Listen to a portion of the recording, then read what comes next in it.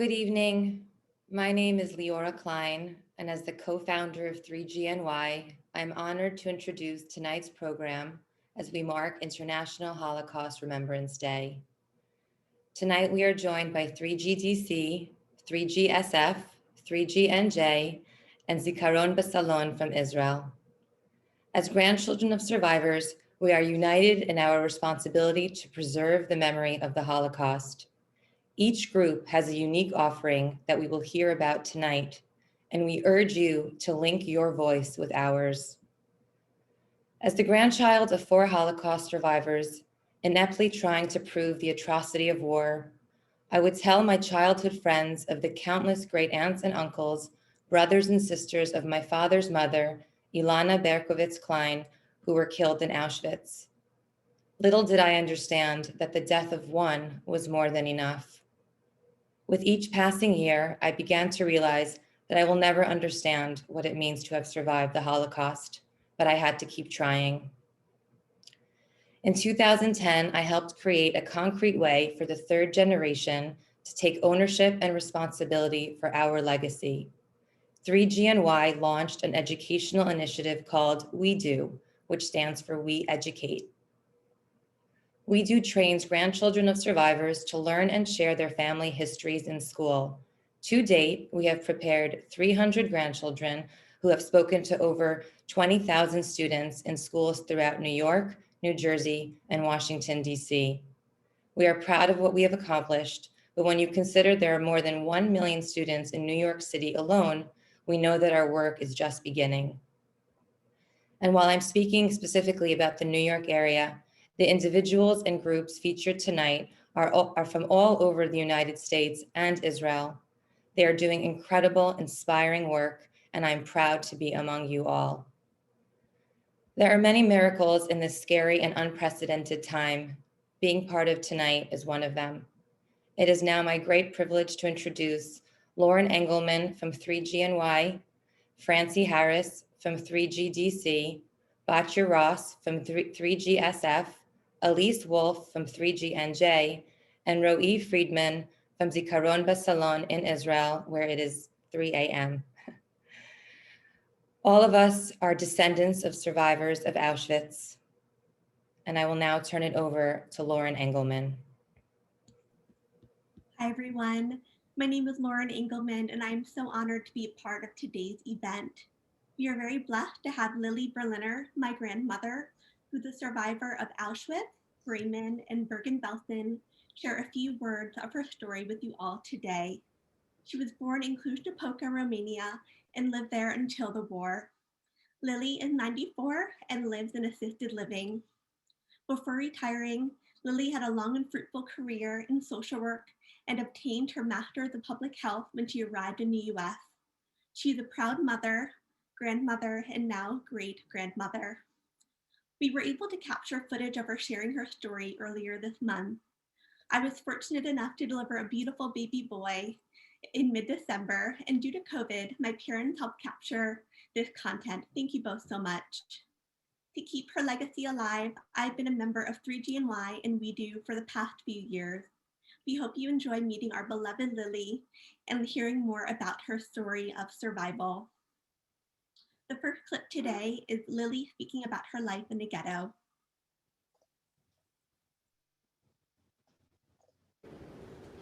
How did your life change when you and your parents were sent to the ghettos in 1944?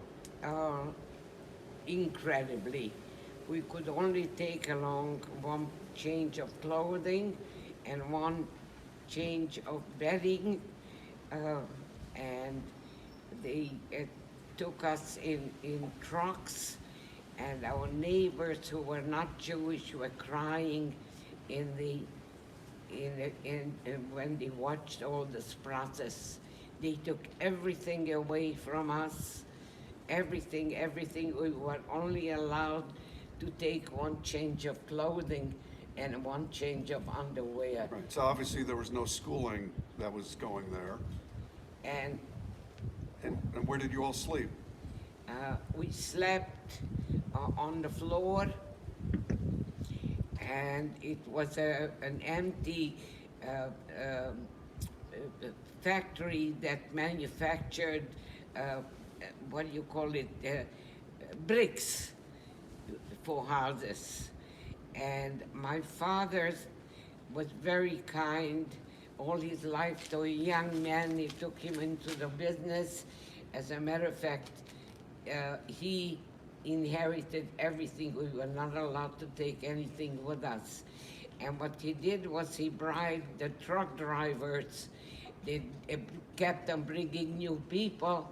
He bribed them, and he came in and he brought us food every single day while we were in the ghetto. Perfect. The second clip discusses taking the cattle car to Auschwitz.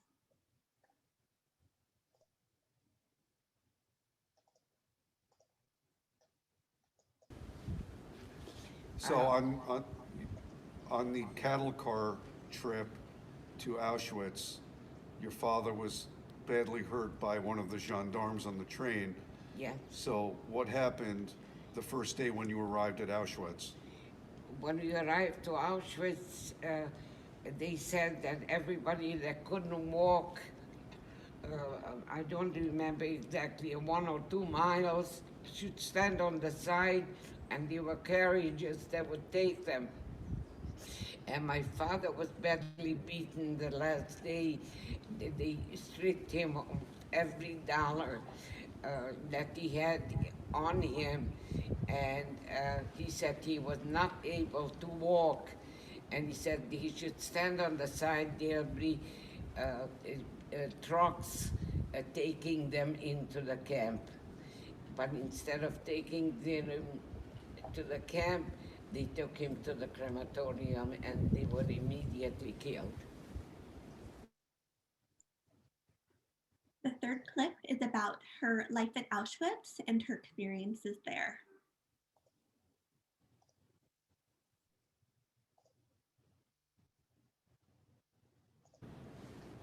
So Grandma obviously was very weakened at this point. Yes. And very distraught at the death of her husband. And you had to do the work of two to make sure that you could protect her and keep her safe so she wouldn't be beaten by the guards. Yeah. I worked like a horse, of course, for my mother, too. And one day when he was kicking her and beating her, I said to him, I'm the best worker in the whole camp. Everybody knows it, because I was even rewarded a jar of caviar by to show the rest of the prisoners that good work was rewarded. And I told the Lagerführer, the German officer, an old officer, that the police, which was in charge of the labor camp, was beating my mother every day, and my mother weighed under 50 pounds. She was just skin and bones. And I told him, I don't care what you're gonna do to me. You can kill me if you want to, but I'm going to work for my mother too, and I don't want her to be hurt anymore. And from that day on, the police, this big anti-Semite, let my mother sit and mend his socks, and he brought her an apple every day. The last video tackles the role of the third generation and groups like 3GNY and the other groups here today.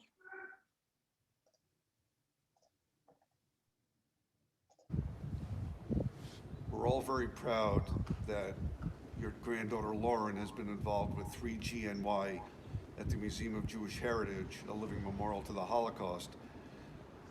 We all feel it's very important to tell the story of what happened so that people don't forget.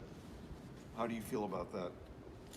I am so proud and so happy that my granddaughter, who was born in this country and only heard about these atrocities that took care of, is very involved in an organization called the Third Generation. and I was a guest there, and they talk about it, and uh, I wrote a book. It's called, and the month was May, and it describes all that's happened. So they know all about my experiences and my mother's, and she's very involved and cares about the third generation group. Thank you all for listening to a few pieces of my grandmother's story. Now I will pass things back to Leora to start tonight's panel discussion. Thank you so much, Lauren, and thank you to your grandmother and to, I guess, your dad for making that happen.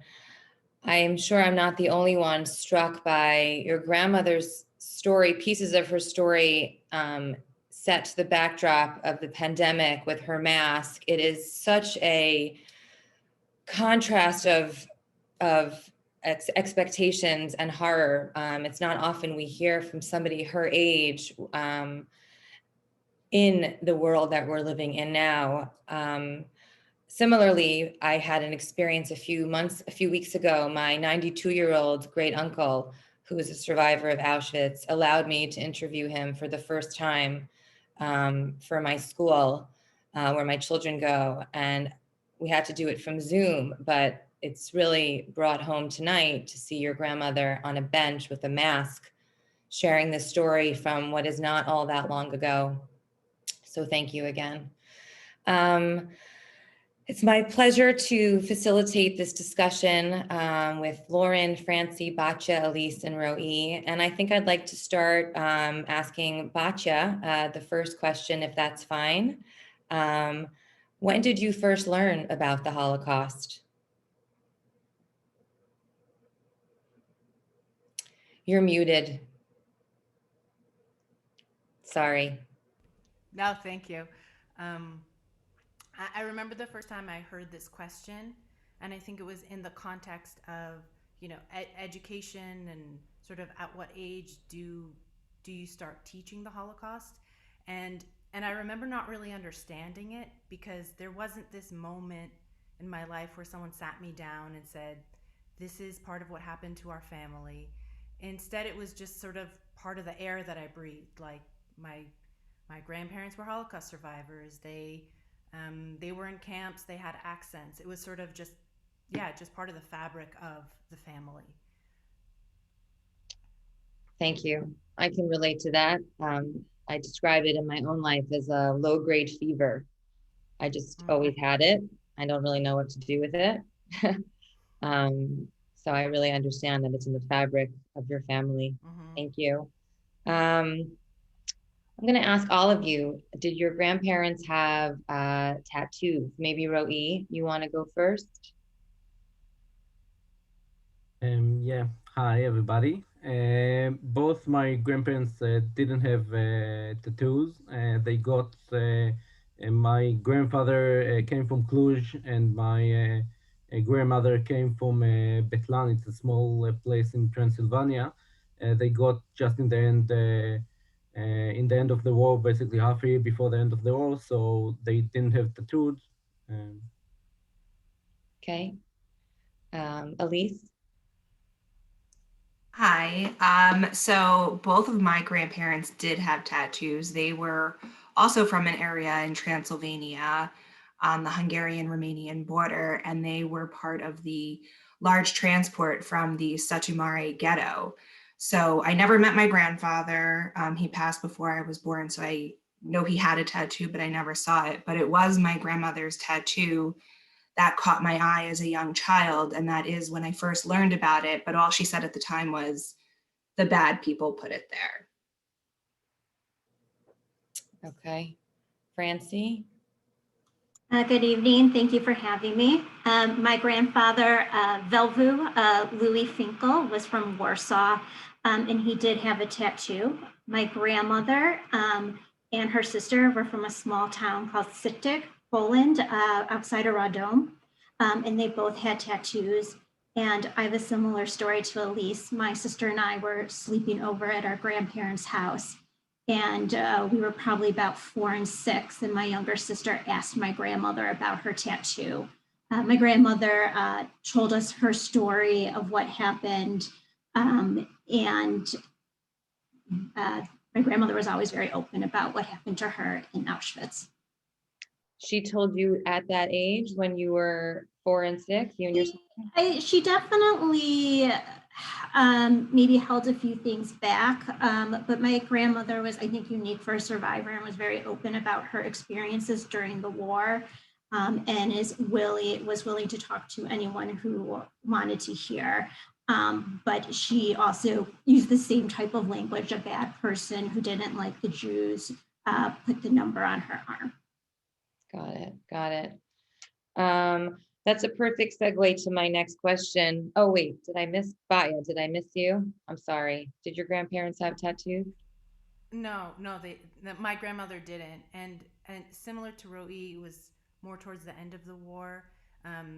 She was coming from Czechoslovakia, and so and I remember not really understanding because I thought everyone who went to Auschwitz got a tattoo, and I was a colleague and the director actually of the Holocaust Center, Morgan Blumschneider, where she explained to me sort of that because at that time there were just so many Jews coming in that that there was sort of this holding pattern that happened, and so they were figuring out sort of who was going to be killed and who was going to be forced into labor and or sent somewhere else, and so there were a lot of people who actually didn't get tattoos.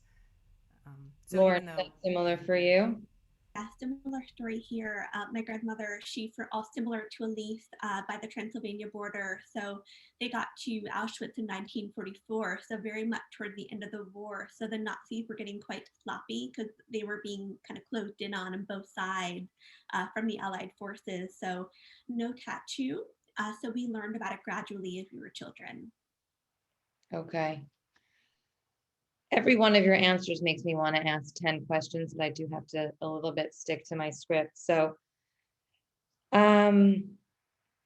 did your grandparents specifically talk to you about their experience at Auschwitz? And Elyse, I'd love to start with you because you mentioned that you never knew your grandfather. So I'm wondering if anybody knew his story and how that happened in your family. So we don't know my grandfather's story except for one piece of it, which is that he and my grandmother happened to both be in Auschwitz at the same time.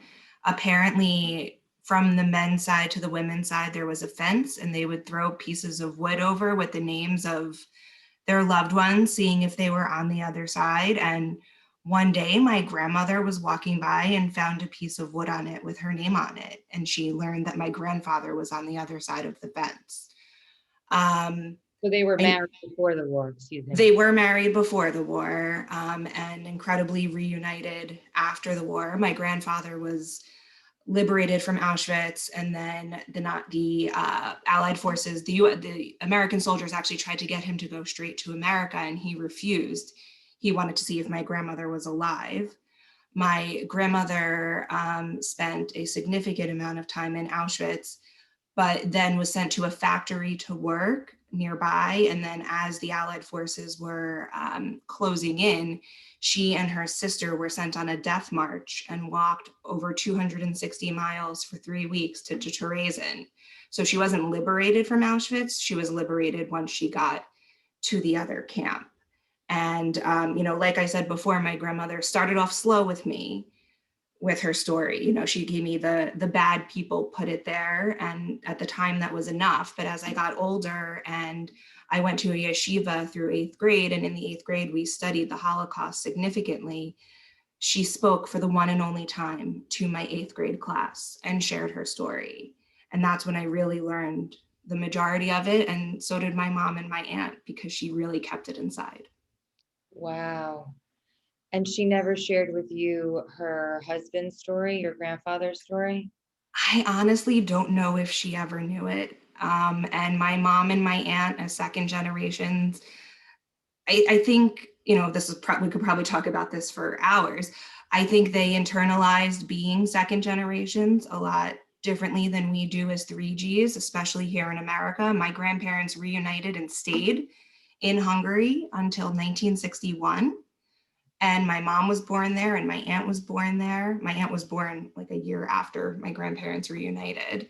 And, you know, I think I don't know that they even ever asked, because it wasn't something that was discussed. And then they came to America and they started a life here. And then unfortunately, my grandfather passed away when my mom was 19.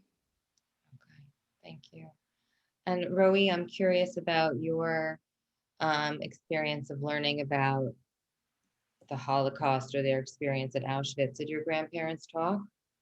My grandfather didn't talk, and we don't know anything about what happened over there except one short story on his first day to Auschwitz, where he almost got killed after seeing somebody that was few years younger than him from his school being bullied by some soldiers. Then they put him upside down inside a barrel of water, and he just hold his leg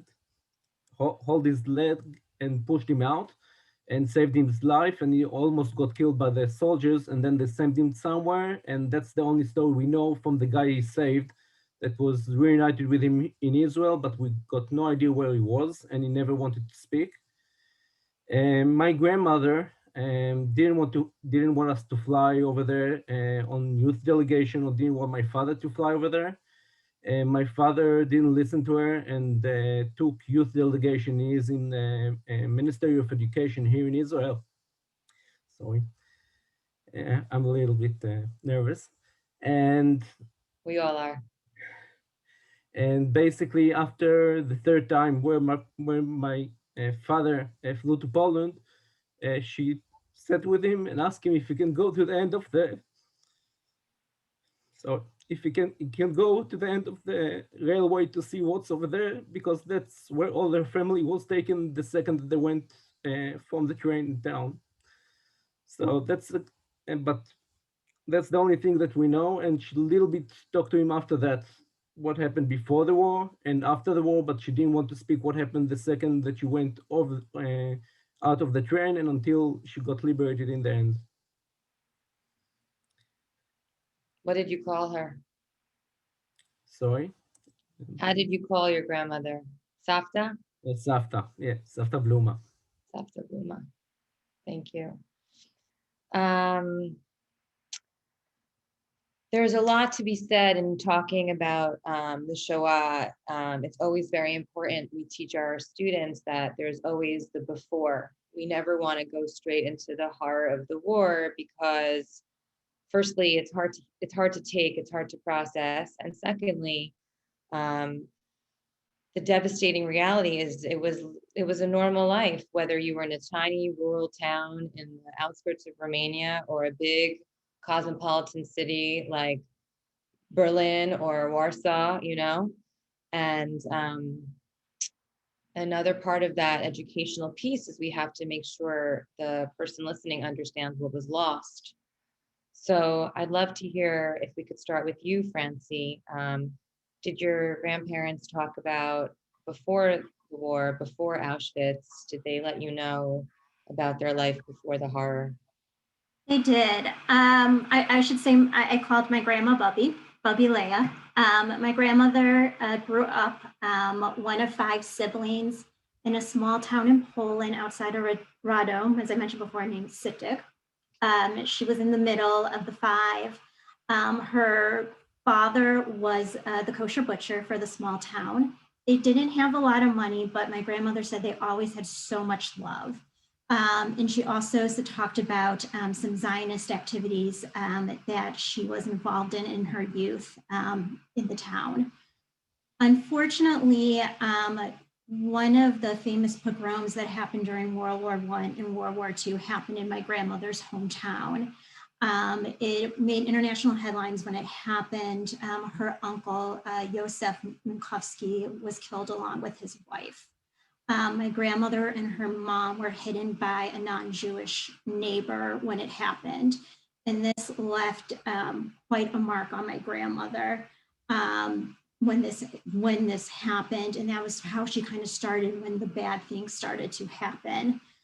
Because her father was the butcher of the town when the Germans came, her father, who she was very close with and would help in the shop, was killed immediately with her oldest brother, Abraham. And her oldest sister, Hannah, her younger sister, Sarah, and her younger brother, Gabriel, and her mother were taken to several different camps. Unfortunately, my great-grandmother and her youngest brother, Gabriel, did not make it to Auschwitz. Once my grandmother and her two sisters arrived at Auschwitz, they were separate. Her and her sister, Sarah, were separated from her sister, Hannah. And my grandmother said to her sister, we will never be separated again. And they never were separated during the war, which was somewhat unusual that they were able to stay together throughout different camps and were liberated together in Czechoslovakia by the partisans. What is interesting is my grandfather, my grandparents were married, grew up in Warsaw. He definitely loved living in the city, but he really didn't talk about his childhood or his experiences in Auschwitz. He lost his immediate family in the war. I think it was very tough for him to talk about. So him and my grandmother had different ways of dealing with their trauma. My grandmother's way was to talk about it, while my grandfather did not. Yes, that's very common that survivors either spoke relentlessly or waited till very late in life to speak at all. It's amazing how you can keep track of the details of that snippet of the story. How did you come to know it so well, the way that you just told it to us? My mother knew the history very well. My grandmother, I would say later in life, my grandmother lived to almost 95. She passed away about 4 years ago, spoke about it. A few of Joseph's children were able to get to Palestine before the war. And we actually have a book written in Yiddish about the town. And it does talk about the pogrom and has a picture of my grandmother's uncle as well as her grandmother. So there has been, and it was also when this happened, actually made the New York Times. So my grandmother's main name was Rosenblatt, which I didn't mention, Leah Rosenblatt. So my grandmother also spoke to my high school. My grandmother was a very modern woman for what she came through, and was very open about talking about things. And she thought it was important for my sister and I, her two only grandchildren, to know about her family and what happened, and make sure the memory wasn't lost. Thank you. Thank you. Elyse, did your grandparents speak to you about life before the war? I know your grandfather never spoke about life during the war. So we knew about life, and I learned about it before the war because, as I mentioned, my mom and my aunt were both born there. So my grandfather, Joseph Lichtman, was one of 5 children, and he was the only survivor from his immediate family. His father actually passed away long before the war, and his mother and his siblings were all killed during the war. My grandmother was Yolan Moldovan Lichtman, was the 10th of 11 children, and her mother died when she was 7. My grandparents met in the early 1940s, and from what I understand, I don't know how they met, but my understanding is that it was love at first sight. My grandfather's mother did not approve of my grandmother. So, you know, like, as to your point before, Leora, these were real people with like real life struggles that we could see and find today. But ultimately, my grandparents got married in 1943. And then were part of the Sachumari ghetto and then deported to Auschwitz. And my grandmother was actually pregnant and had a miscarriage while she was in Auschwitz, which she herself said she was lucky. That's how she described it, because she said she was lucky to have had a miscarriage on a rainy day during the roll call where she was able to cover the blood. So I knew about a lot of details of their life before the war, because they chose to go back to that life afterwards. Incredible. Well, they wanted to stay until 1961? So No, my grandmother refused to leave immediately because she wanted to be with her remaining siblings. She was with one of her sisters the entire time that she was imprisoned, and they were liberated together after the death march. And then she found 3 of her other brothers survived, and a couple of nieces and nephews. So since my grandmother was the 10th of 11 children, she had nieces and nephews who were closer in age to her than some of her siblings were. She and my grandfather ended up taking in one of her nephews who was the sole survivor from his immediate family.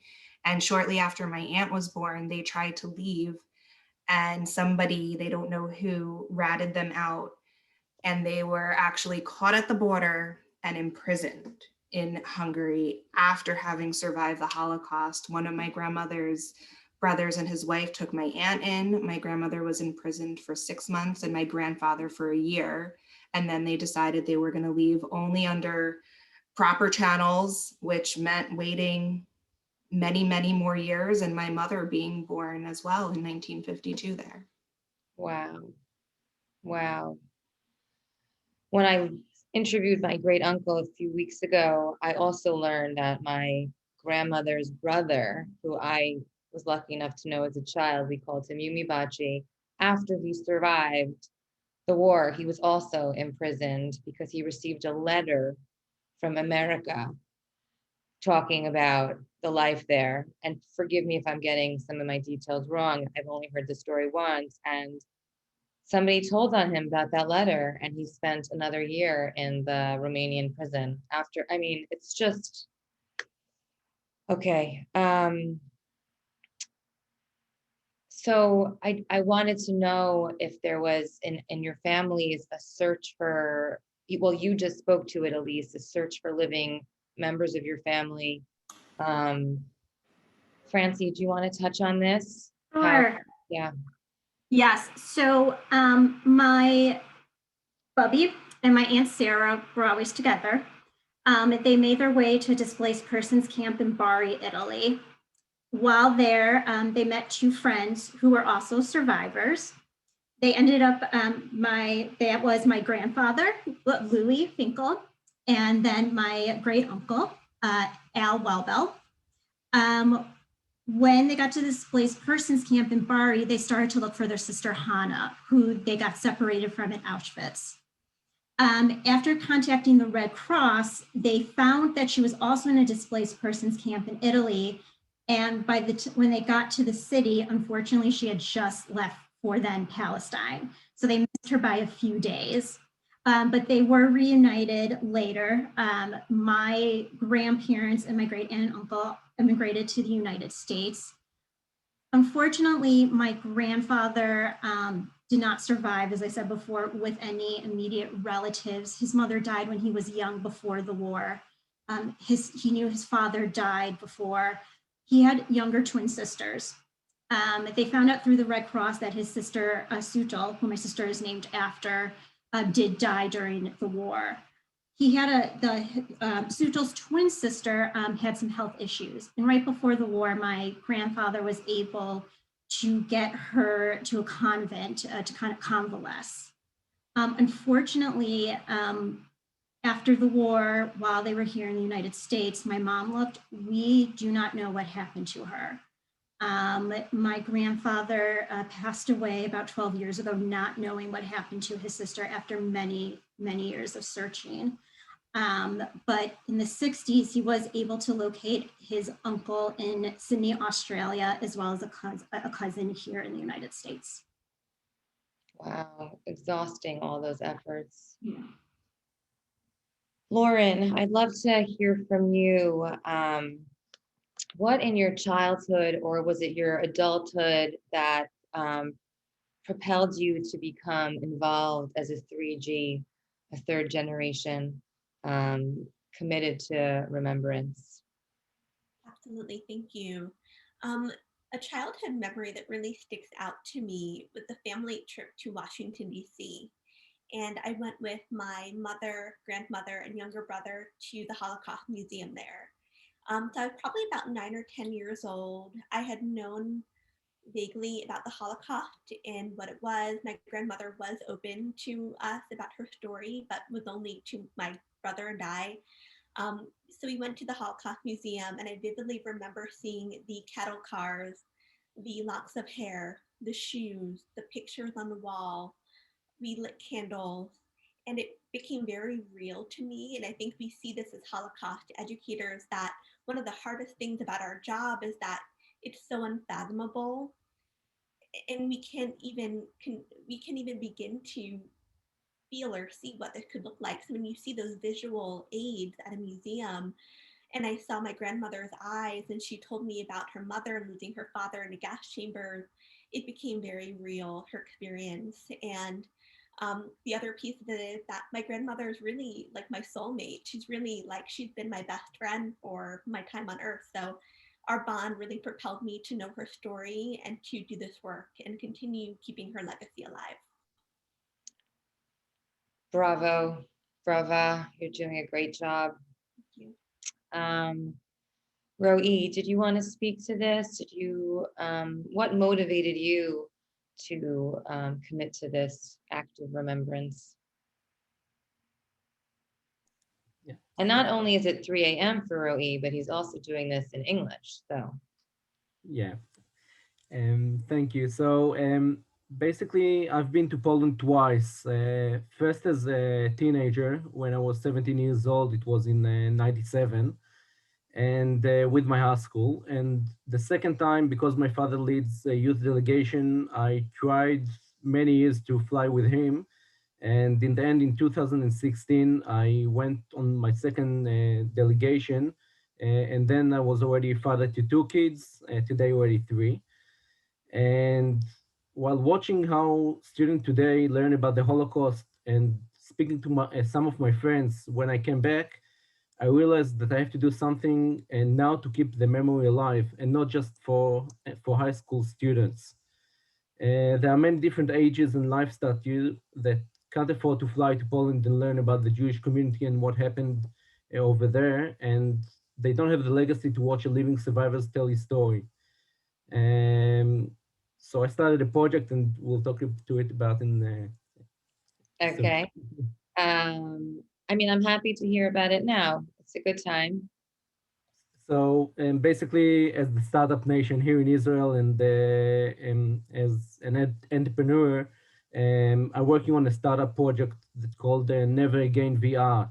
That it's a unique project that documents the Holocaust. And what we're doing, there's a startup company here in Israel that we called first generation Holocaust survivors in a special studio that transfer them into holograms, which we can after that implant in a VR glasses and let everybody everywhere put on a VR glasses and walk together with the Holocaust survivors and listen to the voices of the survivors by first hand.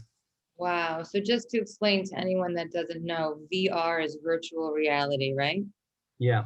So you're using the existing testimony of Holocaust survivors and making it a hologram so that the next generation can interact with that person's testimony. But are you changing are you just using the existing testimony, or are you allowing them to interact? Like, my name is Sarah. Yeah, so at the moment, they can't interact with the Holocaust survivors. They can just hear a few short stories. In the future, we'll be able to do it. I know that Spielberg did an amazing project with some Holocaust survivors. They mentioned in testimonies, I think, that you can ask around 2,000 questions and get answers. I know that they have it in some of the museum in the United States. But at the moment, our project is just to let everybody everywhere, and not just in the museum, to put on VR glasses or pick up their phones and watch a hologram for Holocaust survivors tell a short story. It's not long stories, just 5 minutes or up to 5 minutes of short stories, but they will be able to connect to a first survivor or the first hand to Wow. the story. I hope you'll share that information with everyone here tonight so we could learn more specifically. And Thank also, we're just trying to have some cooperation from a company in LA, and maybe some take holographic testimonials from people in LA. So you can reach out to me if anybody from here is from LA and wants to help us, we'll be happy to. Great. All the information from all of our different organizations will be put in the chat throughout the evening. Batya, I'd love to hear from you about how you are carrying your grandparents' legacy.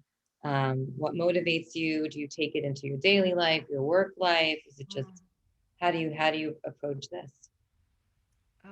Well, I just want to say that Lauren's response really, when you were talking about your grandmother being sort of your person, I definitely resonate with that. Unfortunately, my grandmother's not alive at this moment, and she's not in body, but you know, she lives with me still, in the sense of like I'm a psychotherapist, and the impacts of trauma and sort of how, I don't know, how alone people can feel in it, and what it's like to suffer. I definitely think that that's a part of, yeah, why I do what I do. And my grandmother used to call herself a psychologist, because people would come and talk to her all the time, and it would not just survivors, but like the neighbor's kid would come, and like she'd have a problem with her mom, and she'd come talk to my grandmother. And the thing I think that it really struck me about her was that she was really compassionate. Can you just speak up a little Yeah. bit? Yeah. Yeah, that she was compassionate for all people, and she was empathic, and it wasn't this comparative thing of like, oh, I suffered a lot, and so look at this small thing that you're going through. But she really made space for people, and I think that was her takeaway from the war, was, you know, that being in community, and that people matter, and that you can relate to one another, and you know, you don't have to suffer alone. And so I definitely think that there's a piece of that I take with me. Absolutely. I hear that. These women were so amazing. I mean, I'm just thinking about my grandmother. She was my person. I know my sister feels she was her person. I know my cousins feel that, you know, and hearing this same sentiment with you guys. I hope our children feel that way about our parents.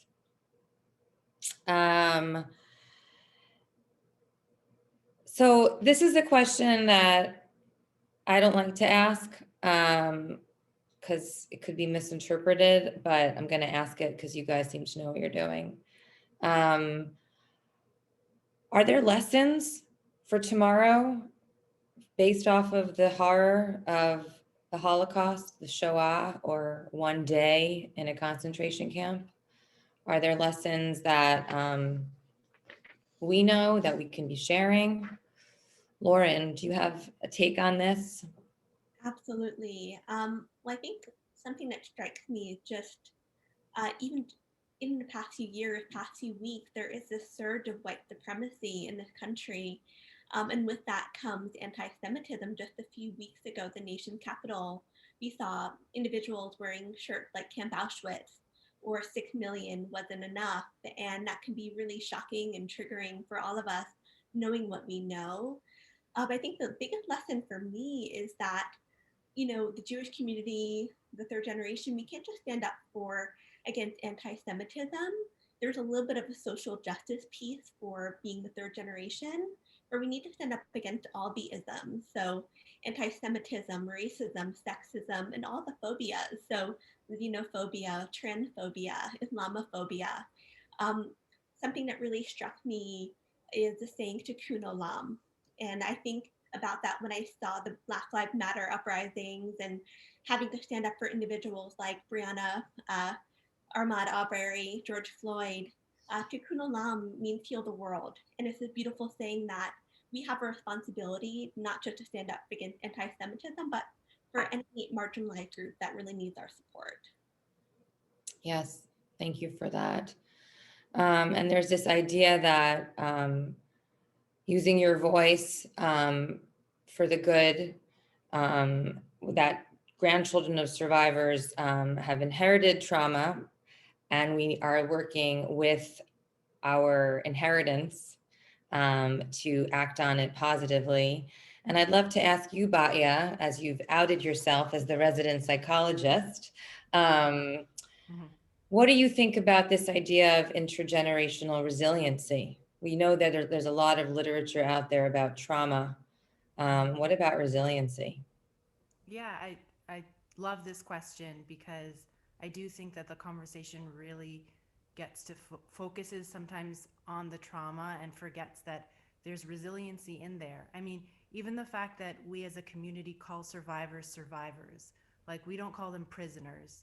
With these, like we're focused on resiliency. We're focused on, you know, how did you get through that? I actually remember I asked my grandmother that, how did you go through that and then decide to have a family and live life? And her response was, you know, it's just like, you know, I needed to eat, I needed some money, like I wanted to have a partner, like that there's this that you don't have to be without fear or without worry, obviously, in order to move forward. That you can have both. That you can come back. I mean, and have family and laugh and make jokes and play games and be together. I think that there's, I don't know, for me, I always think about it like, yeah, this is also part of what got passed down to me, that survival is possible, that we can, as a humanity, we can go through horror and we can still come back. And, you know, I think a lot of times people, especially during the pandemic, were sort of doing this comparison thing of like, if they could hide, then what do I have to complain about? And I find, you know, I don't think it's dismissing our feelings is helpful. Like we don't have to be suffering in the same sort of way in order to learn from that generation of like, yeah, how did you get through that? How do you go through something and still live? So it's part of our epigenetics, and again, I think it's like how we talk about it. Like, are we talking about, you know, the trauma, or are we talking about the resiliency and the life? It's an amazing point that I never thought about it, that we talk about them as survivors and not as prisoners. That really speaks to your idea exactly, like how language serves this notion of strength, resiliency, and going forward. Francie, did you want to speak to this point at all? Yes, my grandmother was the same way. When she would tell her story, she always mentioned how she never ever gave up. There was not a time until her last day when her and my aunt and a group of about 200 women were at a labor camp in Czechoslovakia. And they heard that the Allies were approaching, and they took the woman out to a field and they were ready to shoot them. It happened to be my grandmother's birthday, May 8th. All of a sudden, out of the woods comes partisans saying, "We have Hitler Youth that we will trade for these women."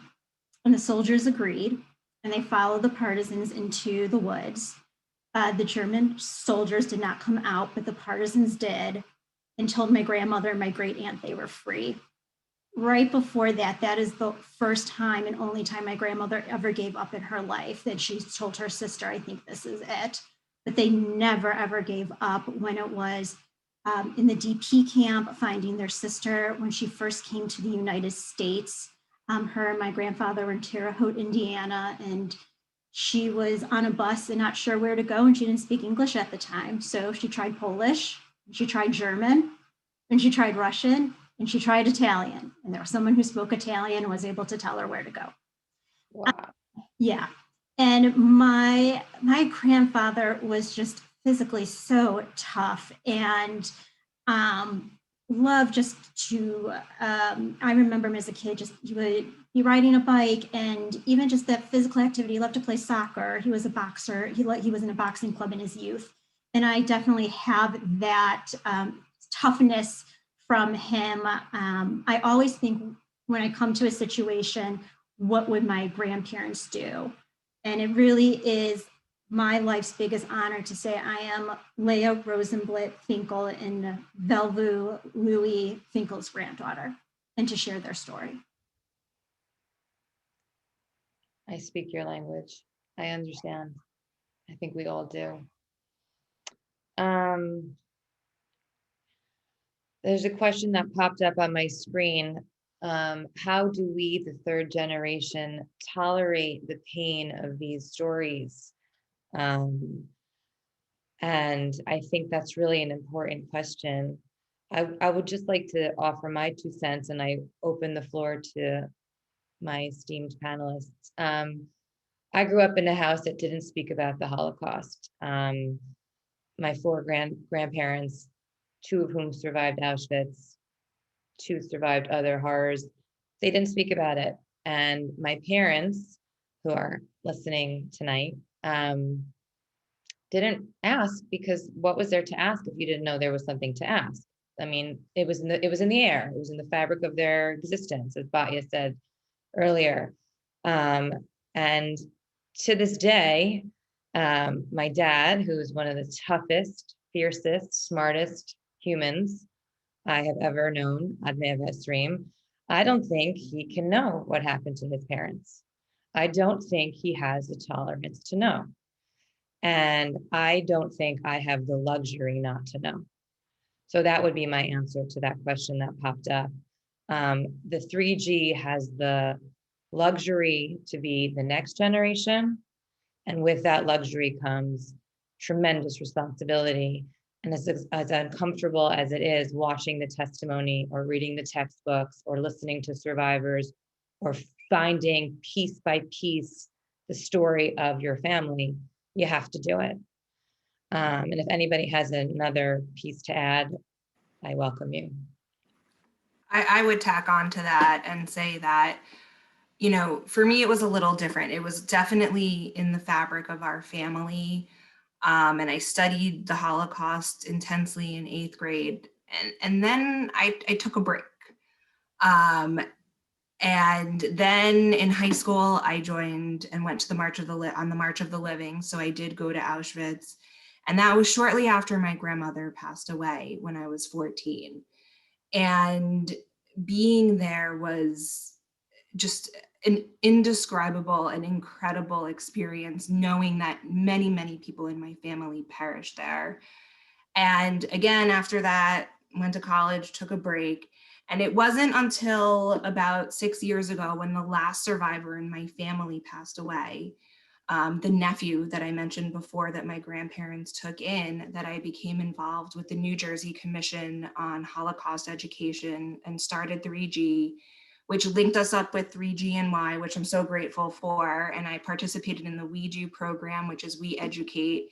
And I now share my grandmother's story as much and as often as I can, because to me, like you said, Leora, I can't get enough of it. I want to hear everybody's story. I want to share my grandmother's story with anybody who will listen to me, because, you know, to me, we're the last living link in many circumstances to our grandparents who were survivors. My children will never know my grandmother, but they already know what the Holocaust is, because they know that mommy had a meeting tonight, you know, mommy had a Holocaust thing to do.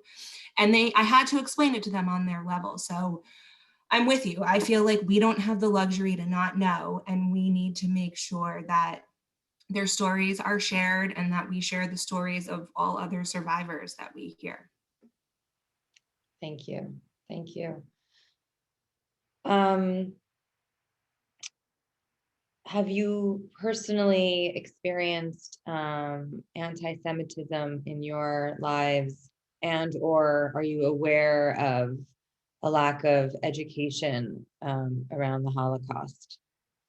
I know we have many different cities here, so I'm curious if Batya, would you like to answer that? Yeah, there's just a train. Uh, just talk a little louder, please. Yeah.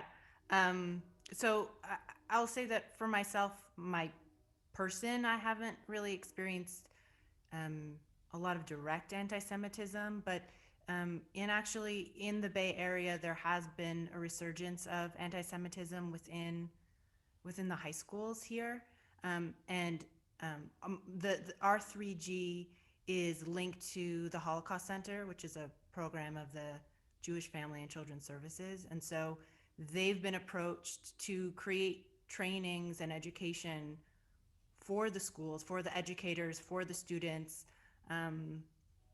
So it's something that is here. I think personally, I'm more experienced like microaggressions, things where I don't think people are meaning for it to be anti-Semitic, but it's like the objectification of a people, or the comment, and then but we're friends.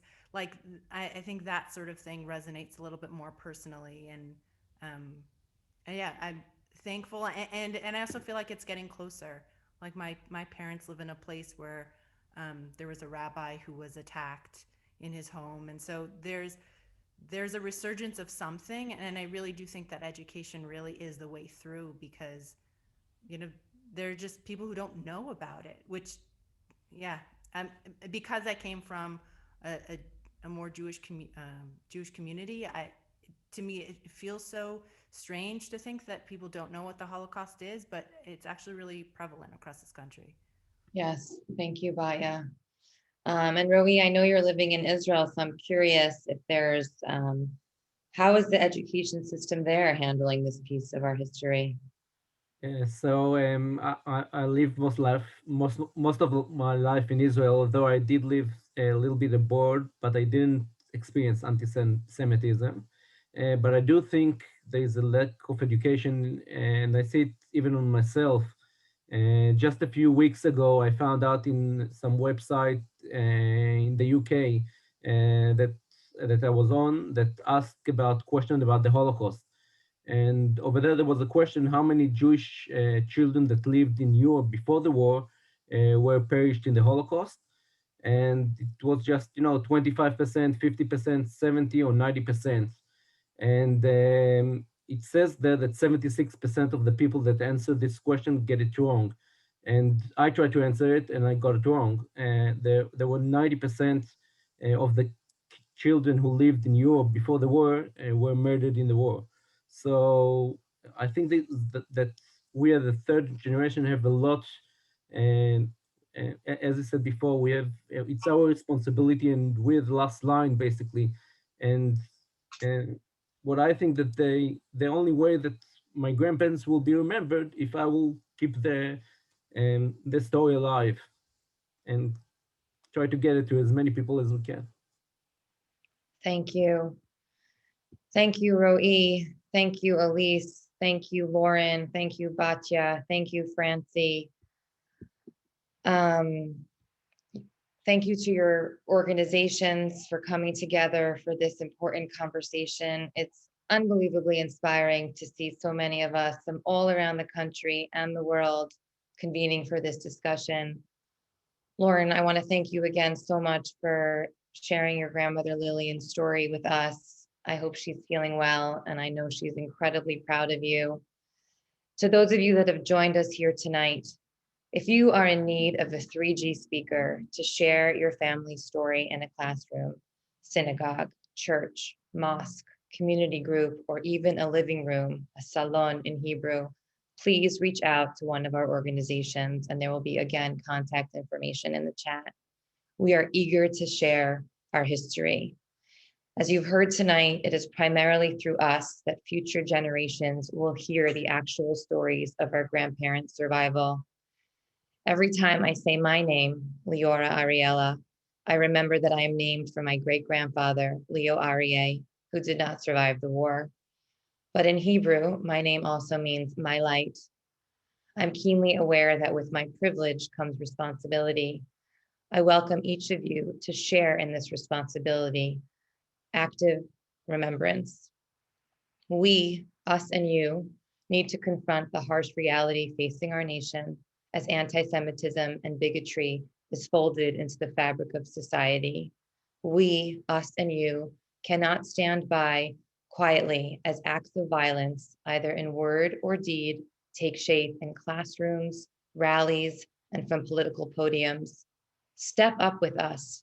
Bring your family story to students, who need to learn how the power of the individual can effect change for the good and for the bad. Be part of the change. Never again also means never stop standing up. Never again also means never stop speaking up. And never again means never stop trying. To everyone who has joined us here tonight, I thank you from the bottom of my heart. Stay safe, be well.